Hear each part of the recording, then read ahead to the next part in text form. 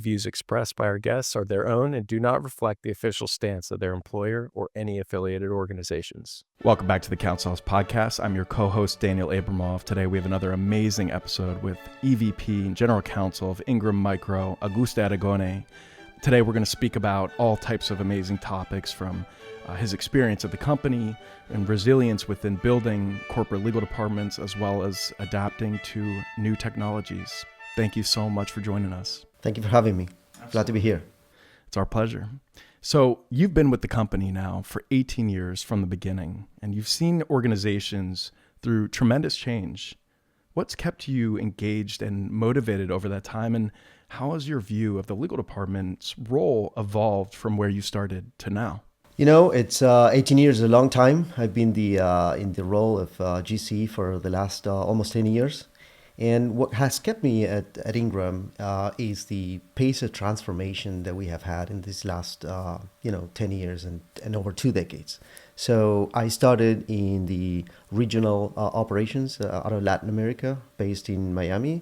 Then I transferred over to corporate in California. And then I took over the position as general counsel. And through over the last 10 years, we have sold the company. It was a publicly traded company. We sold it to a Chinese-owned private equity. Then we sold it to a U.S.-based private equity. And then recently, or not that recently, but in 2024, we took it public through an IPO. So the pace of change has been pretty impressive. And over the last, in the course of every 3 years, we have reinvented ourselves a little bit. And so you've got a multinational company and you're operating within various time zones and various cultures.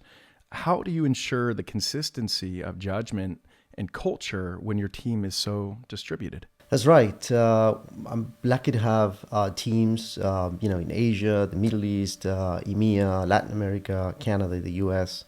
And keeping the team cohesive, it's definitely a challenge. Now, we have fantastic technology nowadays. Now, I was brought up in the age of telex, right? Now we have, Teams and Zoom and so many ways of communicating short of traveling that it helps bring the team together and bring the team as a whole.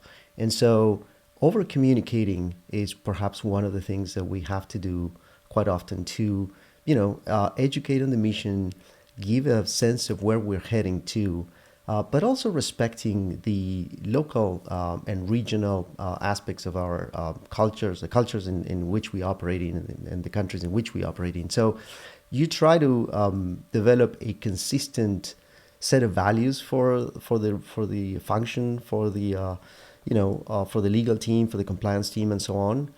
But also you have to be very mindful that you operate across several time zones, different languages, different cultures, and different realities. Communication is the key. Absolutely. And within that operation, it's growing the right people, right? And that's what we had talked about initially. What I want to hear your approach to developing legal talent internally. And are there any specific skills that you think every next generation in-house lawyer needs to thrive? Yeah, for sure. That's a bit of a challenge. The way we were taught, to practice law school bears little resemblance with the way, the law is being practiced nowadays. And in the in-house side of things, it's quite different and the pace is quite rapid. So I would say business acumen. You can't be an effective legal lawyer and you can't shape and create value without understanding the business that you are supporting. Financial literacy, that's a fundamental skill that we're not taught in law school. Soft skills, leading with influence, leading without titles, leading with examples, being a role model, being the adult in the room. That's something that, as lawyers, as in-house lawyers, we have to be able to model because that's how we deliver outcomes, right? Tech literacy, right? These days, if you don't understand a tech stack, if you don't mess around with technology, it's going to be very tough for you to make inroads in the legal profession. I would say both in-house and in big law. So, we're talking about attorneys that have skills in all areas, whereas previously I think that might not have been the case, right? But now we're living in a time where things are costing more in other areas, you're spending more time, and that's where technology can come in and actually cut that out as well. But you need to be curious, intellectually curious about the new technologies. And it sounds like those areas are of greater importance than most people perceive them to be. Absolutely, Daniel. Curiosity in developing new ways of doing things, in messing around with how things were being done before. That's a fundamental skill of the younger generations, of the new generations of attorneys that can help us rethink the way we're doing things. One thing is to bring in technology, but if you do not re-engineer a little bit the end-to-end processes, just overlaying technology over old dated processes is not going to deliver value. So being fluent and being willing to experiment with technology at this point is a bit of a must for in-house counsel as well. And so, speaking about resilience and culture inside legal, how do you define resilience for an in-house attorney today? And what practices or structures have helped your team stay strong through the constant changes? So resilience, like any other aspect, is the ability to recover between points. Like think about tennis, right? Between sets, between points, you want to clear your head and move ahead with the next one. Building on the previous one, whether it was a good or a bad outcome, you have to use that experience to inform your future action. So having the time to reset, talking about practices to keep us grounded, to keep us sound, it's important to have time to think. It's important to have time to reflect about what you've done, during the day, what you've done during the week, what you've done during the year. So creating that space for our teams to be able to process all that information and help them make sense of the long arc of the history of the company, where we're going and what we're trying to achieve, that's an important element to give meaning to what we do. Sometimes we're too busy with tactical things and we lose sight of the big picture, right? And so the job of leaders is to articulate that big picture, to try to put it in terms that people will understand and help people connect to that vision. Yes, and it sounds like could be quite a balance on your end as well, because while you're focused on that, you're also needing to focus on navigating the pressure and how do you create this type of safety and trust for your team. And so what have you learned about managing burnout or high intensity periods? Yeah, that's something we talked about with the team during the pandemic. We had a bit of an epidemic of mental health burnout as well during the pandemic.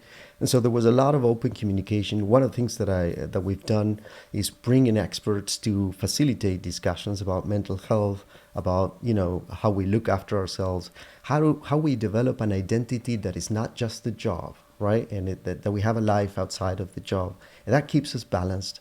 And so it goes back to what we talked before. It's communication.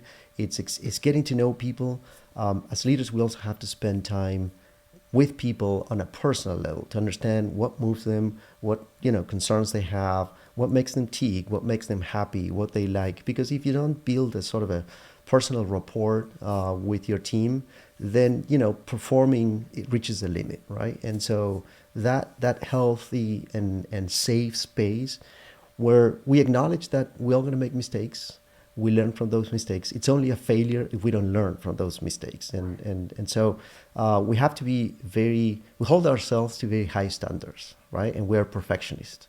But we also have to learn a little bit to live with, less than perfect outcomes that nevertheless achieve the goals that we have set ourselves for the business. Yeah, and I think looking into individually how different everyone is, but you all have a very similar goal.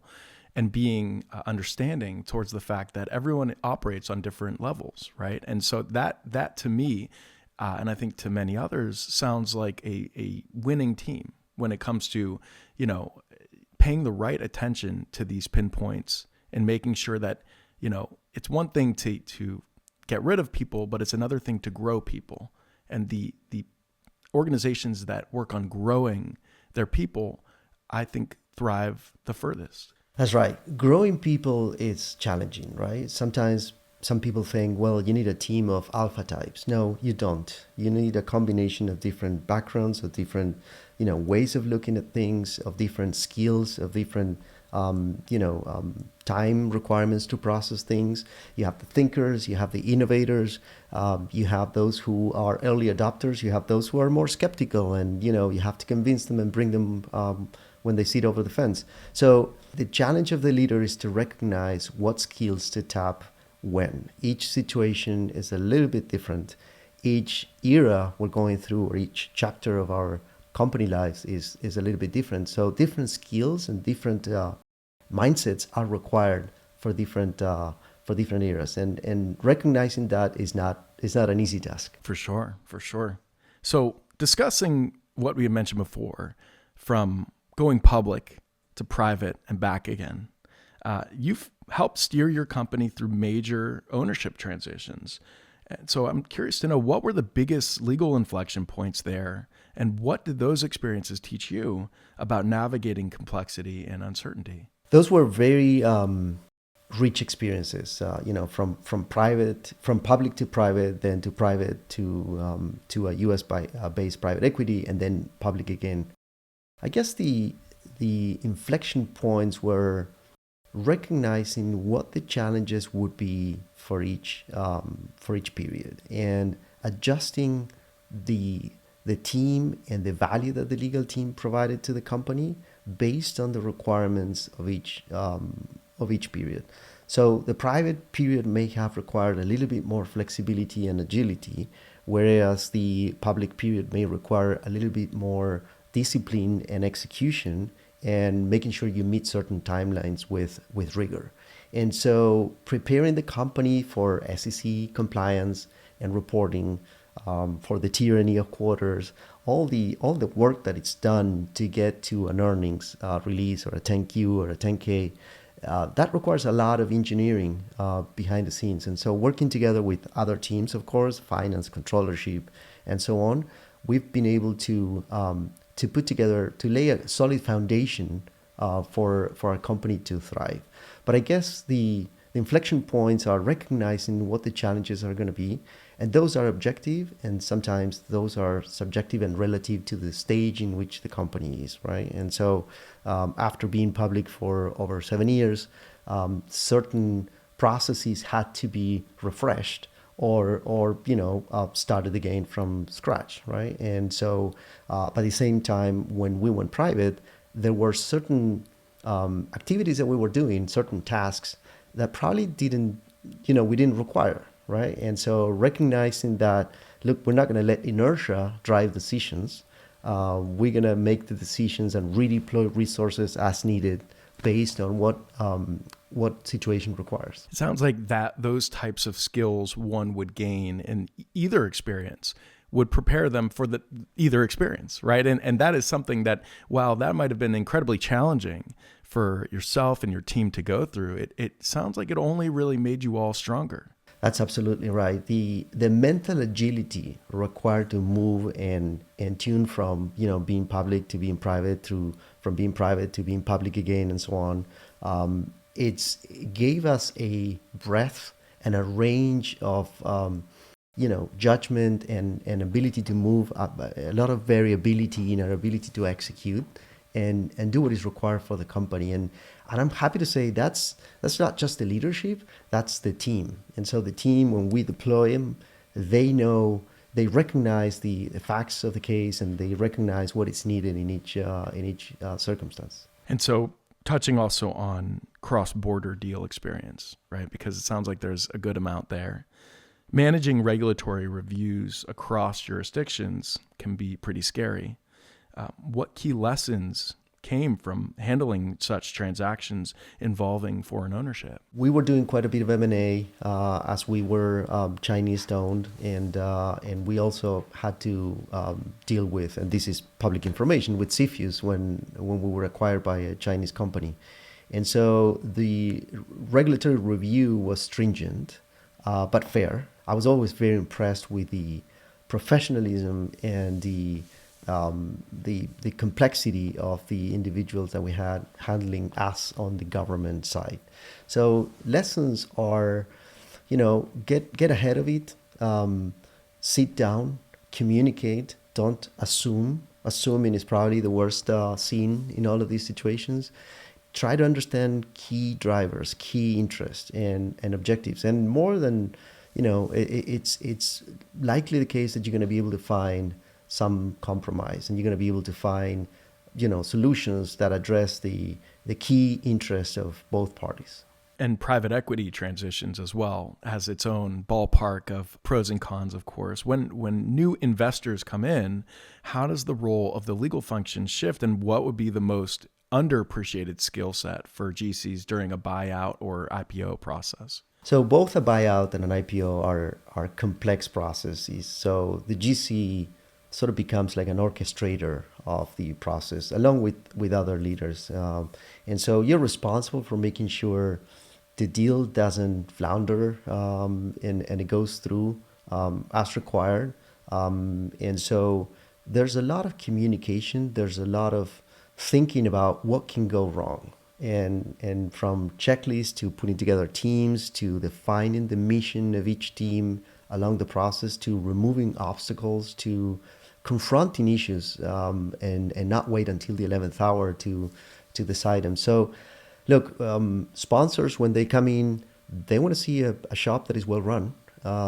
They ask about, metrics. They ask about benchmarks. They will make sure that it's efficiently run. That's for sure.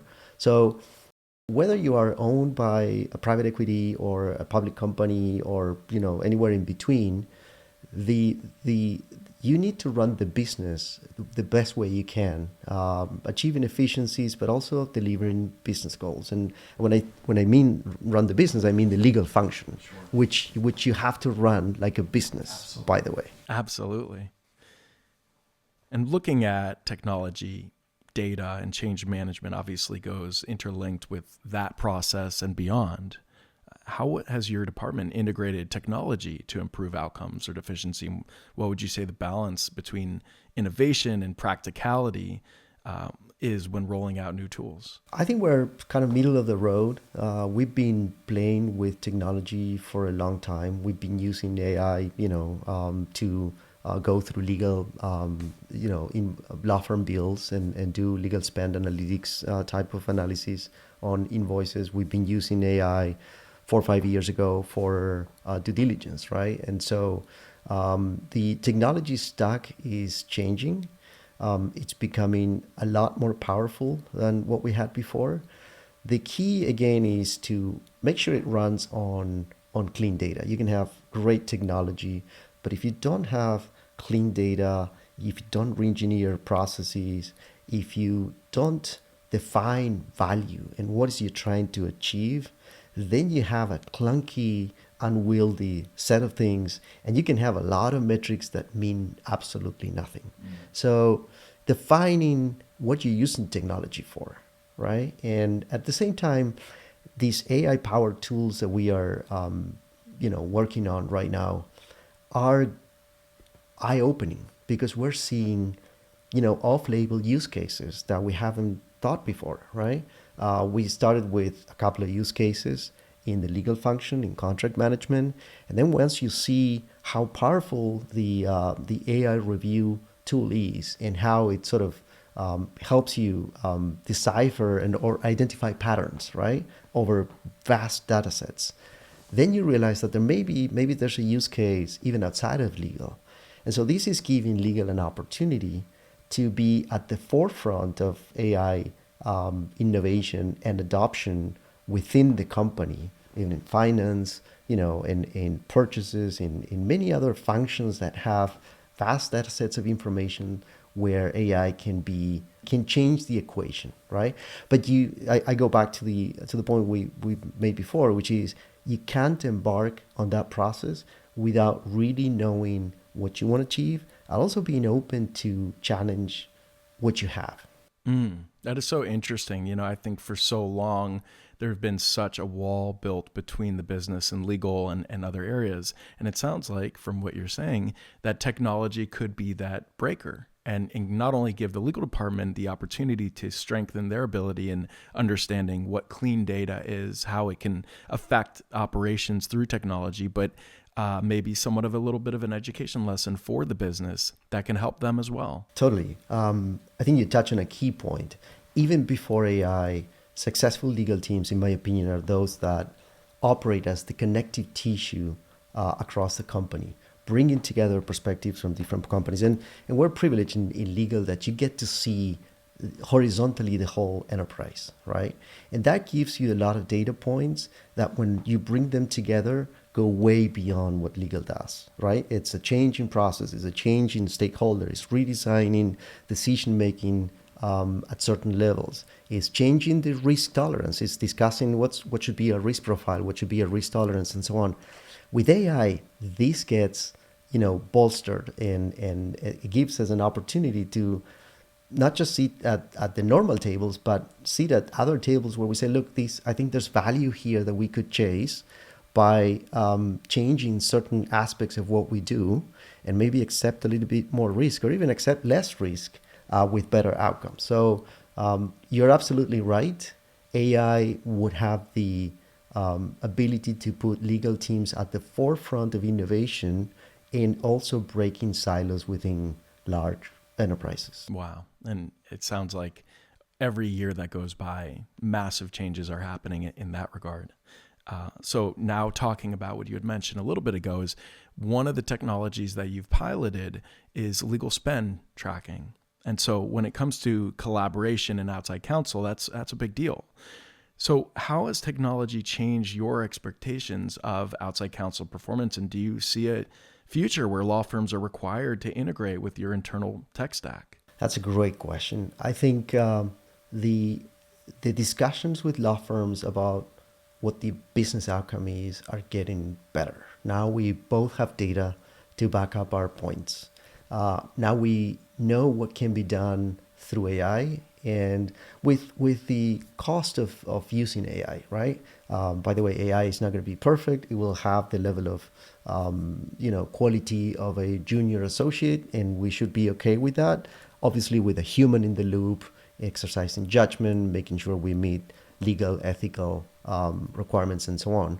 But there's a redefinition of value between, I think, law firms and the firms and clients, because for the first time, I think once you have that data, you are able to budget way more precisely how many hours or what the effort is going to be on the law firm side, right? So we're going to be very willing to pay, as we've been, for top-notch judgment and thinking outside the box and so on. But routine tasks that involve review of massive data sets, say due diligence, or a subpoena response and reviewing, information. Now AI gets you a head start at a fraction of the cost, and it's pretty reasonably accurate. So, it's going to force big law to consider where they invest and how do they become more efficient. Let's not forget that the business, of law is not driven by efficiency, right? Because, inefficiency makes good business. Amazing. Thank you so much for sitting down with us, giving us such gems and insights into not only your department, but into your way of thinking about how the future looks for law. I think this is an incredibly valuable experience for any attorney wanting to thrive. Thank you very much, Daniel, for having me. It's been truly a pleasure. Our pleasure. Thank you.